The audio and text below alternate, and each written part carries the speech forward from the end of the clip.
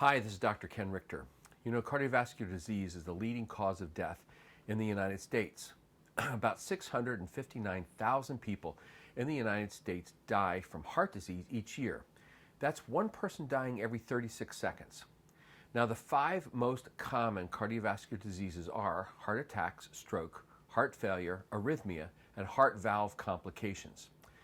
There are repairs that are available, like bypass stents and even transplants, but how do we get to that stage to begin with, and what can we do to prevent these things from happening? There are 6 factors for cardiovascular disease, and correcting even one of these will have an impact at reducing our risk. 5 of the factors are called modifiable, which means that we can work to fix or control that disease so that we will reduce our risk. These factors are obesity, hypertension, diabetes, smoking, and hypercholesterolemia. The one risk factor that is not modifiable is family history. We are what we are because of the genes that were given to us by our mom and dad. Now, obviously, that risk factor can't be changed. So, obesity is a common problem in our society. It causes many diseases and worsens other medical conditions. Obesity has a direct effect on the risk of cardiovascular disease, and controlling weight will subsequently lessen that risk and make stroke or heart attack less likely. We all have a great tool to measure whether we have a problem with the weight. Each morning when we get up, if we have trouble getting our clothes on or we stand on a scale that shows that our weight has increased, we know that we have a weight problem. Obesity is a specific diagnosis based off of what is called your body mass index. The BMI measurement is made with your weight and your height to determine whether you are overweight, obese, or morbidly obese. The greater your BMI, then the greater your risk of cardiovascular disease. Hypertension, or high blood pressure, is very common in the United States today. It is difficult to get an accurate reading for a blood pressure, and we should rely on our family physicians to check our blood pressure at different times in our lives. Blood pressure monitoring machines are available in every drugstore and on Amazon. Our blood pressures will change throughout the day and are affected by how we sleep, how we eat, and how much we weigh and how much weight we're carrying on our body.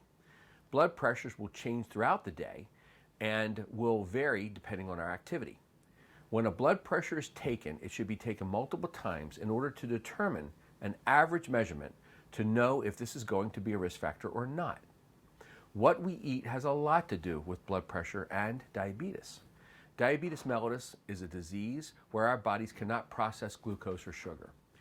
Diabetes has been shown to be an independent risk factor for cardiovascular disease and is lessened by better control of those glucose measurements. Now, most of diabetes can be controlled with diet and exercise and a change in lifestyle. It is a simple process, but just not that easy.